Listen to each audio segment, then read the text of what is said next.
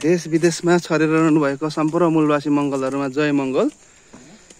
अहिले चाहिँ हाम्रो बङ्गल गायक प्रीति मुखियाको घर इटा जोड्ने काम चाहिँ लगभग अन्त्य भइसकेको छ। यो छेउमा अब आधी घण्टा 1 घण्टा भित्र सकिहाल्छ यो। त्यसपछि चाहिँ हाम्रो टर्चको काम, फिनिसिङ प्लास्टर गर्ने कामहरु बाँकी रहेछ। यसको लागि पनि हाम्रो मित्रहरुसँग कोअर्डिनेट भइरहेछ। हाम्रो टर्चको एल्युमिनियमको ज्यालरको भाइहरुसँग अब यो कहाँ चाँडै नै भरसक सिध्याउने हाम्रो योजना छ। यस्तै हुँदैछ कामहरु चाहिँ।